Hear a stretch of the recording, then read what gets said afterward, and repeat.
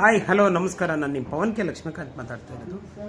ನಾನು ನಿನ್ನೆಯಿಂದ ಒಂದು ವಿಷಯ ನೋಡ್ತಾ ಇದ್ದೀನಿ ಸೋಷಿಯಲ್ ಮೀಡಿಯಾದಲ್ಲಿ. ಯಾವುದು ಅಂದರೆ ಶಾಂತಿ ಕ್ರಾಂತಿ ಫಿಲಿಮ್ ರಿಲೀಸ್ ಆಗಲಿ ಅಂತ ಹೇಳ್ತಾರೆ. ನಿಜವಾಗ್ಲೂ ಅದ್ಭುತವಾದ ಕಾನ್ಸೆಪ್ಟು. ನನಗೆ ಈ ಕ್ಷಣಕ್ಕೆ ಅನಿಸಿದ್ದೇನು ಅಂದರೆ, ಒಂದು ನಾವು ಬಾಲ್ಯದಿಂದನೂ ಕೂಡ ಯಾರನ್ನ ರವಿಚಂದ್ರನ್ ಅವ್ರನ್ನ ನೋಡ್ಕೊಂಡು ಬೆಳೆದಂಥವ್ರು, ಅವ್ರ ಸಾಂಗ್ಸ್ನ ಕೇಳಿ ಬೆಳೆದಂಥವ್ರು. ನೂರಾರು ಸಾರಿ ಅವರು ಸಿನಿಮಾ ನೋಡಿ. ನಾನಂತೂ ಆ ಯುಗಾದಿ ಮತ್ತು ರಾಮಕೃಷ್ಣ, ರಣಧೀರ, ಮತ್ತು ಯಾವುದು ಸಾಹುಕಾರ, ಹೀಗೆ ಸಾಕಷ್ಟು ಸಿನಿಮಾಗಳನ್ನ ನಾನು ನೋಡಿದ್ದೀನಿ. ಒಂದು ಪ್ರೀತ್ಸೋಣ ಬಾ, ಒಂದಾಗೋಣ ಬಾ. ನನಗೆ ಅಕ್ಷರಶಃ ಅನಿಸಿದ್ದು ಕನ್ನಡ ಚಲನಚಿತ್ರದಲ್ಲಿ ಒಂದು ಲವ್ ಥೀಮಿಂಗ್ ಇರಬೇಕು, ಒಂದು ಕಾಲೇಜ್ ಹುಡುಗ ಹಿಂಗೆ ಬೆಳಿಬೇಕು, ಈ ಥರ ಒಂದು ಟ್ರೆಂಡ್ ಸೆಟ್ ಮಾಡಿದ್ರು. ಇವತ್ತು ಕೂಡ ಎಲ್ಲರಿಗೂ ಯಾರಾದರೂ ಒಬ್ರು ಇದ್ದೇ ಇರ್ತಾರೆ. ಏನು ಅಂದರೆ ಮನ್ಸು ಕದ್ದಿದ್ದು ಹುಡುಗಿ ಇದ್ದೇ ಇರ್ತಾರೆ. ಹೇಳ್ಕಳ್ದೇ ಇರ್ಬೋದು, ಹೇಳ್ಕಳ್ದೇನೆ ಇರ್ಬೋದು. ಆದರೆ ಒಂದು ಹುಡುಗಿ ಅಂತೂ ಇದ್ದೆ. ಆ ಹುಡುಗಿ ನೆನಪಿಸ್ಕೊಂಡಾಗ ನಮಗೆ ನಿಜವಾಗ್ಲೂ ನೆನಪಿಗೆ ಬರೋದು ರವಿಚಂದ್ರನ್ ಸಾಂಗು ಮತ್ತು ರವಿಚಂದ್ರನ್ ಸಿನಿಮಾದ ಯಾವುದೋ ಒಂದು ಘಟನೆ ನೆನಪಿಗೆ ಬರುತ್ತೆ. ಈಗ ಆ ರವಿಚಂದ್ರನ್ ನಮಗೆ ತೆರೆಮರೆಗೆ ಸರಿದಿದ್ದಾರೆ. ಅಂದರೆ ಸಿನಿಮಾ ಕಮ್ಮಿ, ಸ್ವಂತ ಓಮ್ ಪ್ರೊಡಕ್ಷನ್ನಲ್ಲಿಲ್ಲ, ಹೊಸ ಎಕ್ಸ್ಪೆರಿಮೆಂಟ್ ಮಾಡಿದಂಥವ್ರು.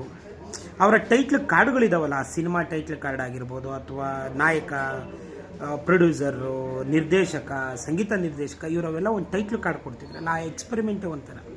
ಇವತ್ತು ನಾವು ಎಲ್ಲ ಟೆಕ್ನಾಲಜಿ ಇದ್ದು ಕೂಡ ನಾವು ಎಕ್ಸ್ಪೆರಿಮೆಂಟ್ನ ನಾವು ಈ ಥರ ನೋಡ್ತಾ ಇದ್ದೀವಿ. ಏನೂ ಇಲ್ಲದ ಕಾಲದಲ್ಲಿ ಅವರು ಕನ್ನಡ ಇಂಡಸ್ಟ್ರಿಗೆ ಹೊಸ ಟೆಕ್ನಾಲಜಿಯನ್ನು ತಂದವರು. ಮತ್ತು ಕನ್ನಡ ಇಂಡಸ್ಟ್ರಿಯ, ಕನ್ನಡ ಚಲನಚಿತ್ರದ ಮಾರ್ಕೆಟ್ ಇದೆಯಲ್ಲ, ಅದನ್ನು ಕೋಟಿ ಲೆವೆಲಿಗೆ ತಗೊಂಡೋಗಿ ನಿಲ್ಲಿಸ್ತವ್ರು.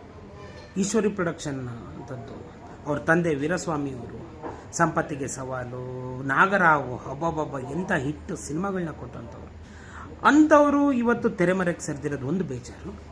ಮತ್ತು ಶಾಂತಿ ಕ್ರಾಂತಿ ಅನ್ನೋ ಒಂದು ಸಿನಿಮಾ ಅವತ್ತಿಗೆ ಯಾಕೆ ಫೇಲ್ ಆಯಿತು ಗೊತ್ತಿಲ್ಲ. 1991 ನಾನು ಹುಟ್ಟಿದ ವರ್ಷ. ಆಗ ಸಿನಿಮಾ ಯಾಕೆ ಸೋಲ್ತು, ಯಾಕೆ ಇದಾಯಿತು ಅದ್ರ ಗೊತ್ತಿಲ್ಲ ನಮಗೆ.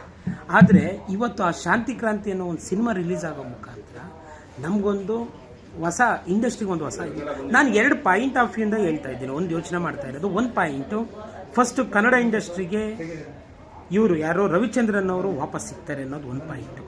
ಇನ್ನೂ ಒಂದು, ನನಗೆ ಗೊತ್ತಿಲ್ಲ, ನನ್ನ ಕನ್ನಡ ಇಂಡಸ್ಟ್ರಿಯನ್ನು ನಾನು ಜಾಸ್ತಿ ತಿಳ್ಕೊಂಡಿಲ್ಲ ಮತ್ತು ಅರ್ಥ ಮಾಡ್ಕೊಂಡಿಲ್ಲ. ಆದರೆ ನನಗನ್ಸೋದು ಕನ್ನಡ ಇಂಡಸ್ಟ್ರಿನಲ್ಲಿ ಇರ್ಬೋದು ಸಾಕಷ್ಟು ಜನ ಹೀರೋಗಳಿದ್ದಾರೆ, ಆದರೆ ಕನ್ನಡ ಇಂಡಸ್ಟ್ರಿಯ ಮಾರ್ಕಬಲ್ ಸಿನಿಮಾಗಳು ಇತ್ತೀಚಿನ ದಿನಗಳಲ್ಲಿ ಕಮ್ಮಿ ಆಗ್ತಾ ಇದೆ ಅನ್ನೋದು ನನ್ನೊಂದು ವಿಷಯ. ಪ್ಯಾನ್ ಇಂಡಿಯಾ ಸಿನಿಮಾ ಇದೆಯಲ್ಲ, ಈ ಪ್ಯಾನ್ ಇಂಡಿಯಾ ಸಿನಿಮಾ ಇವತ್ತು ಕಾಂತಾರ ಇರ್ಬೋದು, KGF ಇರ್ಬೋದು, ನಾನಾ ಫಿಲಮ್ಗಳು ಇರ್ಬೋದು.